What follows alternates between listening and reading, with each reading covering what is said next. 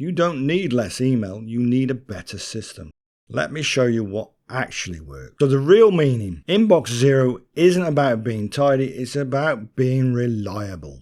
For engineers, it means nothing slips through the cracks. No missed build failures, no forgotten PRs, no stale alerts. Because every message, every ping, every alert is handled through one clear system. Act, delegate, defer, delete. Part 2, the workflow. Here's how it works in real time. You check your inboxes 2 or 3 times a day. Email, Slack, Teams, PRQ, all together. For each item, you decide fast. Act. If it takes under 5 minutes, do it. Delegate. If someone else owns it, assign it. Defer. If it needs proper work, turn it into a proper tracked ticket. And delete. If it's noise, archive it or mute it. Batch these triage passes into short 10-minute bursts, morning, after lunch, and before you log off. You stay responsive without leaving inside notifications. Okay, part 3. Here's the ticket trick. The biggest mistake engineers make is leaving real work sitting in chat threads. Instead, convert it into a proper task. Create a Jira ticket, link the Slack message or CI log, assign an owner, and then clear the alert.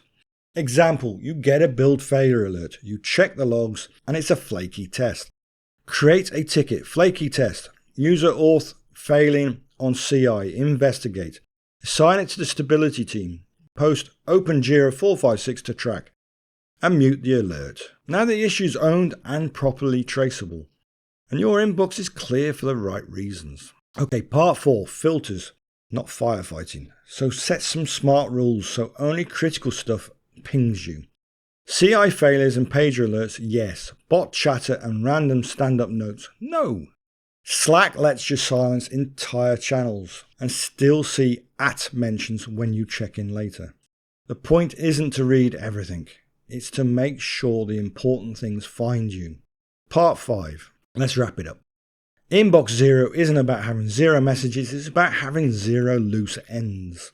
Because the most productive engineers aren't the ones glued to Slack. They're the ones who build systems that keep their focus where it matters. And speaking of systems, if you want to know how to actually make time for work that really matters, watch this video on time blocking for engineers.